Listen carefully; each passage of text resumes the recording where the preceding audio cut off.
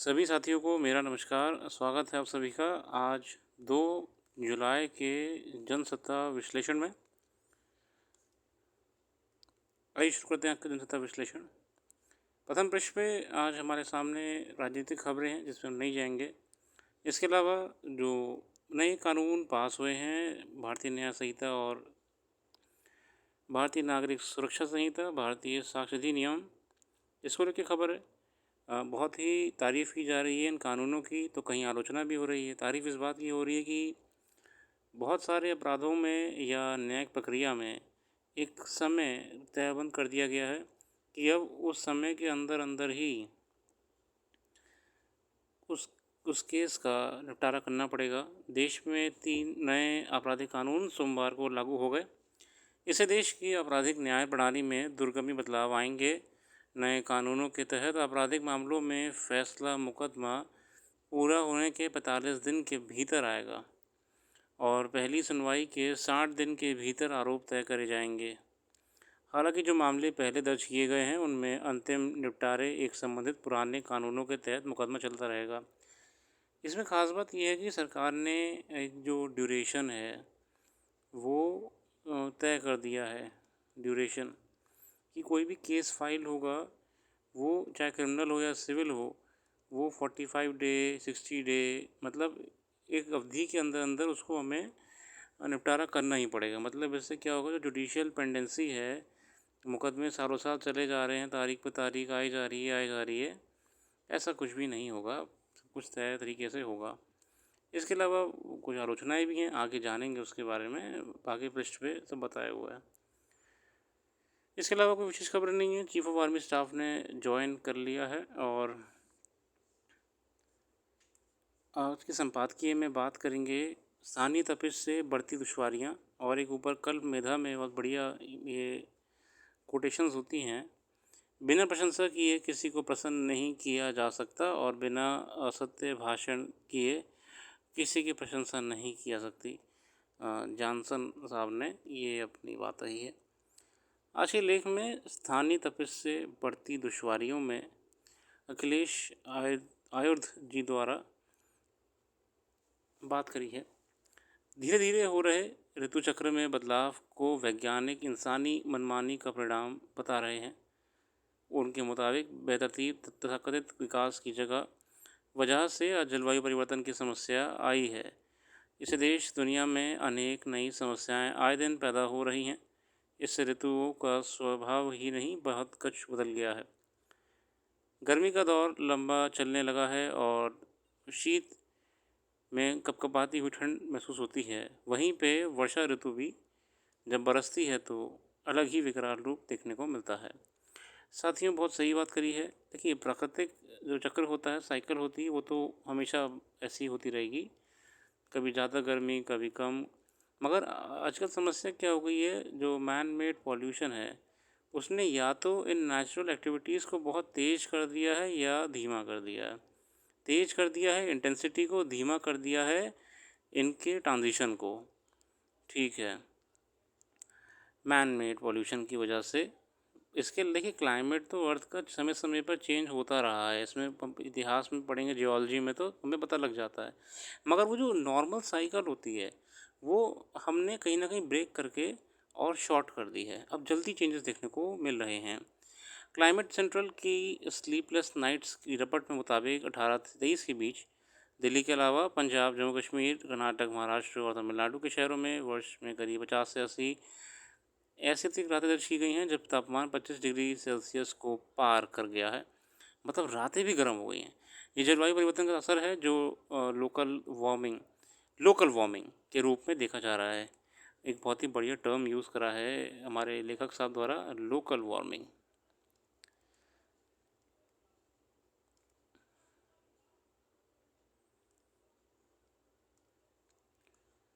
Local warming Delhi और महानगरों में साथियों एक बड़ी समस्या आ रही है कि रातें भी इतनी गर्म हो गई हैं कि कोई हिसाब ही नहीं है। ठीक है ना। लोकल वार्मिंग सबसे ज़्यादा असर मुंबई में देखा जा रहा है, जहां पिछले वर्ष 65 अतिरिक्त गर्म रातें दर्ज की गईं। इससे इन राज्यों की जलपाईगुड़ी, गुवाहाटी, सिलचर, डिब्रूगढ़ इत्यादि भी शामिल हैं। इस वर्ष दिल्ली क्षेत्र में 40 दिन बाद दिन का तापमान 40 डिग्री से नीचे आया और इसके पीछे वजह ग्लोबल वार्मिंग नहीं बल्कि लोकल वार्मिंग कहा गई है।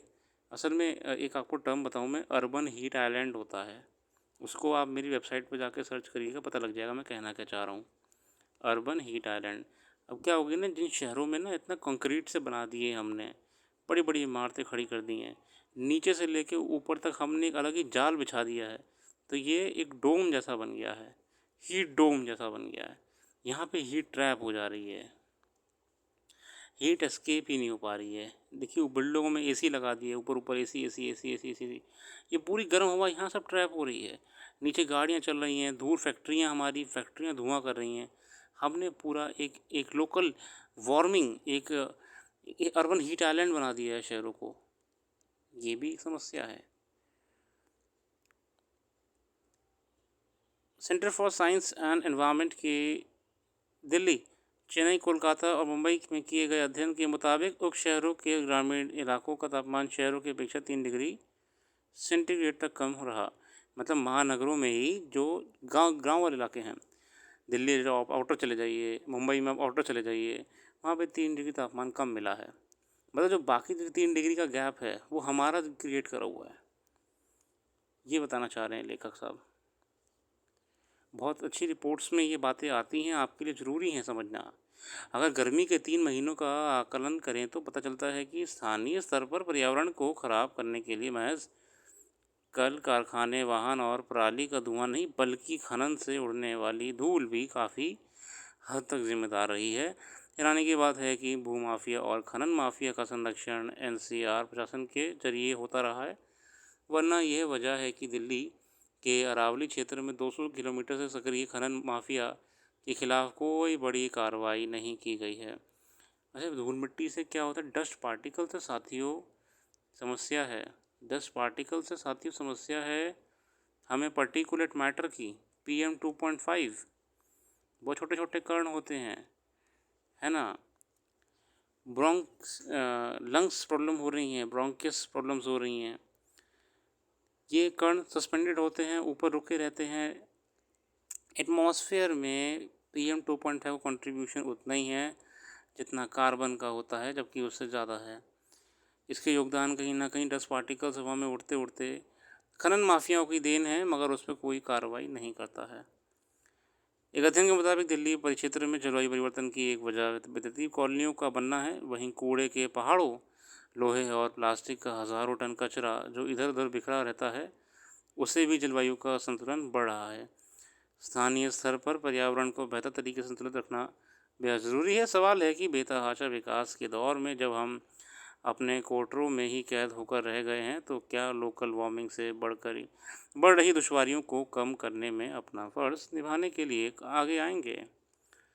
साथियों, आप वेबसाइट पर जाकर सर्च करिएगा एक बार अर्बन हीट आइलैंड के बारे में और अर्बन प्लानिंग के बारे में। बाकी लेख बहुत ही अच्छा लिखा है, बहुत सही बातों पे इन्होंने हमारा ध्यान आकर्षित करा है। हम बिना किसी देरी के अपने अगले लेख पर आएंगे। कानून की जगह नए कानून को लेके ये आर्टिकल आया है, जिसमें आपको ये बताने का प्रयास कर रहा है कैसे लगभग कानून वैसे के वैसे ही रखे गए हैं, मगर इसमें जुडिशियल पेंडेंसी को रोकने के लिए जो न्याय विलम्ब होता है प्रावधान दिए गए हैं। कैसे अब की बात जो है लंबे समय तक कोई भी मुकदमों को नहीं ठहराया जाएगा, जबकि तुरंत कार्रवाई करके इसे निपटाए जाएंगे। दूसरी बात, कई धाराओं को हटा दिया गया है, कई धाराओं को आपका ऐड करा गया है, कुछ को हटा दिया गया है, कुछ को बस चेंज कर दिया है। जैसे आपका सेडिशन है, उसको कहने को तो हटा दिया है मगर रियलिटी में चेंज कर दिया है। 152 में आके फिर आपका देशीय अखंडता और तमाम चीज़ों पर बात करते हुए धारा को वापस जीवित रखा है। मतलब कहने को सेडिशन हटा दिया है मगर रियलिटी में सेडिशन की बस डेफिनेशन चेंज कर दी है, बातें वही आ रही हैं। तो यही हुआ, कुछ धाराएं ऐड करी, कुछ बुरी करी गई, कहीं आलोचना हो रही है, कहीं तारीफ़ हो रही है। इससे ज़्यादा हम नहीं जाएंगे। बाकी PNS को लेके भी हमने आर्टिकल डाल दिया, वही पढ़ लीजिएगा, काफ़ी है। हर आर्टिकल में समय नहीं दे सकते हम। और पश्चिम बंगाल में चल रही समस्या को लेकर लेख आया, पढ़ लीजिएगा और बढ़िया है। चिंता का विषय है, पश्चिम बंगाल में कानून के राज की जगह कुछ और ही चल रहा है। इसके अलावा यूरोप में जो अभी चुनाव चल रहे हैं साथियों, वैश्विक अगर करंट अफेयर्स की बात करें तो यूरोप में बड़ी ही राजनीतिक उथल-पुथल चल रही है। सरकार वहाँ भी गठबंधन की बन जाएगी शायद। सरकार की प्रॉब्लम हो रही है। मैक्रोन साहब जो वर्तमान में यूरोप में अपना सरकार चला रहे थे, उनको लोग सपोर्ट नहीं कर रहे हैं। फ्रांस में ही हो रहे संसदीय चुनाव यूरोप के लिए दिशा बदलने का वाला साबित हो रहे हैं। कुछ वक्त पहले तक ये कप्तान कल्पना से परे था कि फ्रांस जैसे देश में कोई दूर दक्षिणपंथी पार्टी इसके मूल में यदि यहूदी विरोधी विचारधारा हो और जो कई मामलों में कड़ा रुख रखती हो, वो सरकार बना सकती है। ये चुनाव एक तरह ये साबित कर सकता है कि ये देश द्वितीय विश्व युद्ध के बाद के दौर से आगे बढ़ने लगा है। फासीवाद, रूढ़िवाद, राष्ट्रवाद और रिपब्लिकन फ्रंट जैसे राजनीतिक शब्द चर्चा में इस्तेमाल तो किए जाते हैं, लेकिन इनका अर्थ कम होता जा रहा है। वही सेकुलरिज्म, फेडरलिज्म। इससे ये भी पता चलता है कि नेशनल रैली जैसी लोकप्रिय दक्षिणपंथी पार्टी को वोट देने में शर्म की भावना क्यों ख़त्म हो गई है। 3 पार्टियों के बीच कड़ा मुकाबला है फ्रांस में। फ्रांस के संसदीय चुनाव में लगभग 1 दर्जन पार्टियां अपनी किस्मत आजमा रही हैं। हालांकि मुख्य लड़ाई 3 महत्वपूर्ण पार्टियों और गठबंधन के बीच में हो रही है। नेशनल रैली पार्टी साथियों है, दूसरी न्यू पॉपुलर फ्रंट है और तीसरी है आपकी एनसेम्बल अलायंस है। ठीक है ना।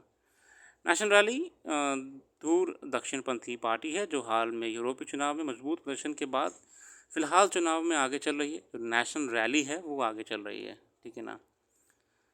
और हालांकि अप्रवासन का बड़ा विरोध करती है। अगर ये पार्टी सत्ता में आई तो ये विदेशी मूल के माता पिता के बच्चों को स्वतः मिलने वाली फ्रांसीसी नागरिकता के आधार को ख़त्म कर सकती है। अगर नेशनल रैली ने बड़ी मुद्दों को उठाया है, जैसे इन्होंने कहा माइग्रेशन और इमिग्रेशन को ये ख़त्म कर देंगे। मतलब जितने लोग ज़बरदस्ती आके फ्रांस में रह रहे हैं, ये उनको बस अब तो अलाउ भी नहीं करेंगे और दूसरी बात है नियम ले आएंगे। इनका ये मानना है कि जो यूरोप की ओरिजिनलिटी है वो ख़त्म हो रही है माइग्रेंट्स और इमिग्रेंट्स की वजह से। और मज़ेदार बात यह है कि लोग सपोर्ट कर रहे हैं चीज़ को, क्योंकि वहाँ पे कुछ माइग्रेंट्स कम्युनिटी ऐसी हैं जो वहाँ पे सिर्फ उत्पात मचा रही हैं, योगदान नहीं दे रही हैं। देश में योगदान नहीं दे रही हैं, उत्पात मचा रही हैं। इसके अलावा जो न्यू पॉपुलर फ्रंट है अलायंस चुनावों में फ़िलहाल दूसरे नंबर पर चल रहा है। वामपंथी पार्टियों का गठबंधन जिसमें सोशलिस्ट, कम्युनिस्ट, ग्रीन्स और फ्रांस अनबाउड शामिल है। ये सभी पार्टियों पर दूर दक्षिणपंथियों को सत्ता से बाहर रखने के इरादे से एक साथ आई हैं। मतलब ये वहाँ का इंडिया अलायंस टाइप है। सिर्फ मैं एग्जांपल के लिए कह रहा हूँ, इंडिया अलायंस नहीं कह रहा हूँ। ठीक है, मतलब वहाँ पे ढेर सारी पार्टी मिलकर एक अलायंस बना लिया है। ये गठबंधन मौजूदा सरकार की वेतन पेंशन सुविधाओं को हटाने, न्यूनतम वेतन को बढ़ाने और बिना दस्तावेज वाले प्रवासियों के लिए एक बचाव एजेंसी बनाने का काम कर रही है। जब कहीं पे पार्टी बात कर रही है जो इमिग्रेंट्स हैं, जो लोग बाहर से आए हैं, किसी पे कागज़ हैं, कुछ इलीगली आए हैं, माइग्रेट होके आए हैं, नदी पार करके आए हैं, जो कि जो है अफ्रीकन कॉन्टिनेंट है। आप देखना मैप उठा के इसी बहाने लगभग पास में ही है। ठीक है ना। नदी पार करी, कूद के चले गए यहाँ पे, या स्पेन से एंट्री मार दी। तो जो एक न्यू पॉपुलर फ्रंट है, एनसेम्बल है सॉरी, इन लोग का मानना है कि चलो आने दो भाई, ह्यूमन राइट्स हैं, जिसका मन करे वो आए, हम यहाँ रुकवाएंगे उसे। जबकि जो नेशनल रैली है उसका मानना है नहीं भाई, जो यहाँ का रहने वाला वो यहीं का रहने वाला है, जिस पर कागज़ नहीं है वो भैया घर जाए अपने, कागज़ है तो रहो, नहीं है तो फिर जाओ। इसके यही था इसमें। बाकी और आर्टिकल आप पढ़ लीजिएगा, अच्छे आर्टिकल्स हैं। ये वाला 3 नए कानून को लेके है, कितने कारगर हैं यहाँ पे देखते हैं। नए कानून के खिलाफ याचिका। अच्छा, कहीं मैंने कहा कहीं पर आलोचना भी हो रही है। क्या हो रही है आलोचना? याचिका में कहा गया है कि तीनों कानून को संसद में विस्तृत बहस या ठोस चर्चा के बिना पारित कर दिया गया है। जैसे कि साथियों आरोप लगाया जा रहा है कि उस समय संसद से बहुत से सांसदों को बाहर कर दिया था, निलंबित कर दिया था। उनको बाहर निकालने के बाद इन्हें पारित करा गया था। तो ये पार्लियामेंट्री प्रोसीजर के खिलाफ है। सुप्रीम कोर्ट के वकील अपर्णा भट्ट कहती हैं कि नए कानून की कुछ धाराएं ऐसी हैं जिससे आने वाले समय में समस्याएं पैदा हो सकती हैं। उन्होंने कहा कि इन कानूनों की वजह से अभिव्यक्ति की स्वतंत्रता को लेकर आम लोगों को परेशानी हो सकती है। भट्ट कहती हैं जब आप अपने पुराने कानून को बदलने जा रहे हैं और कानून की कई ऐसी धाराएं हैं जो अब गैर ज़रूरी हो चुकी हैं, तो उन्हें दोबारा से देखा जाना चाहिए था। साथ ही नए अपराध जैसी कि साइबर अपराध के बारे में ज़्यादा ध्यान दिया जाना चाहिए, क्योंकि इतने सारे साइबर अपराध हो रहे हैं और आम लोग पीड़ित हो रहे हैं। अच्छा, साइबर अपराधों पर बात नहीं करी है, किन किन कानूनों में बदलाव होगा। भारतीय दंड संहिता में आगे पढ़ लीजिएगा, मैं पूरा नहीं पढ़ूंगा। ठीक है ना। बेसिकली जैसे कि कुछ सरकारों ने विरोध भी करा है, तमिलनाडु गवर्नमेंट ने कहा भैया ये गलत है भाई, ये सब कुछ एडिशन कर रहे हैं, कुछ सब्ट्रैक्शन कर रहे हैं, कुछ चीज़ों को मिस कर दिया है। जैसे कि आजकल प्रॉब्लम हो रही है, जितने आपके मेल विक्टिम्स होते हैं, फर्जी केस हो जाते हैं, वाइफ कर देती है या किसी दवा में कर देती है, तो उनको लेके कोई राइट्स नहीं है आज भी। साइबर क्राइम को लेके सरकार ने कुछ नहीं करा है, ठीक है। और पुलिस को बहुत पावर दे दी है, तो ये आलोचना हो रही है, क्रिटिसिज्म हो रहा है कि पुलिस वैसे ही इतना बढ़िया प्रदर्शन कर चुकी है इस देश में, और क्या करेंगे आपने पावर देके ज़रूरत से ज़्यादा आगे। यही बात करी बेसिकली। अच्छा है, अच्छा आर्टिकल लिखा है।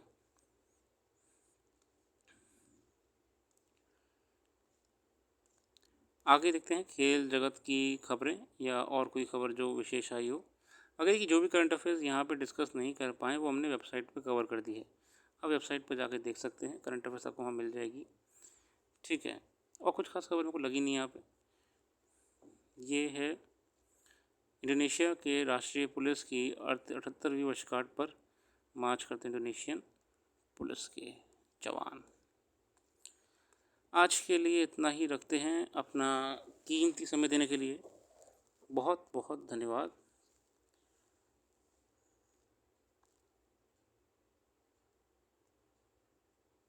आपका दिन शुभ हो। बाकी भारतीय महिला क्रिकेट टीम दक्षिण अफ्रीका को हरा चुकी है, वुमेंस टीम भी जीत गई हमारी। भारतीय महिला क्रिकेट टीम ने एकमात्र टेस्ट में दक्षिण अफ्रीका को सोमवार को चौथे और आखिरी दिन 10 विकेट से हरा दिया है, तो ये भी खुशी की बात है। देश और क्रिकेट का भविष्य तो पॉजिटिव चल रहा है। कल फिर आएंगे नई वीडियो के साथ आपके सामने। बाकी वेबसाइट को विजिट करते रहिए, समय रहते आपको करंट अफेयर्स अपडेटेड मिलेगी। Thank you.